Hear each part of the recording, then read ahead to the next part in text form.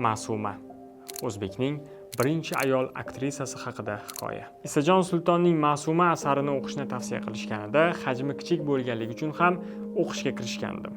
Aslida esa asar men kutganimdan ham jiddiyroq bo'lib chiqdi. Kitobdagi voqealar hayotiyligi o'laroq ham e'tiborimni tortdi. Unda 20-asrda yashagan jadidlarimiz hayoti, ularning millatni uyg'otuvchi, xalq ozodligi uchun qilgan fidokorliklari haqida ham so'z boradi, ammo asosiy mavzu Ma'suma Qoriyevaning fojiali hayoti haqida. Ma'suma asarini shu uslubdagi boshqa o'zbek adabiyotining roman va qissalaridan farqli tomoni shundaki, biz yurtimizni o'sha murakkab davrdagi holatini milliy teatrimizning paydo bo'lishi va uning atrofidagi tarixiy jarayonlar rakursida kuzata olishimiz mumkin. Go'yo hammasi chiroyli boshlangandi. Ma'suma bo'yi yetib yaxshi bir oilaga kelin bo'lib tushadi.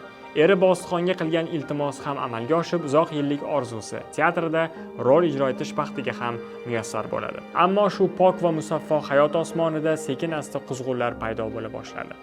Nafaqat Ma'suma faoliyatidagi yutuqlardan, balki hayotidagi fayz va xotirjamlikdan ham ayriladi. Men har safar shu kabi asarlarni o'qiganimda yuragim eziladi. Ancha vaqtgacha ta'siridan chiqa olmayman. Ammo boshqa tomondan bugungi kunimizga shukronalik ham keltiraman. Ziyolilarimizni, jadidlarimizni, fidokorliklarini hurmat bilan xotirlayman. Bu asarni o'qish kerakmi? Ha, albatta o'qish kerak. Fikrlaringizni esa izohda kutaman.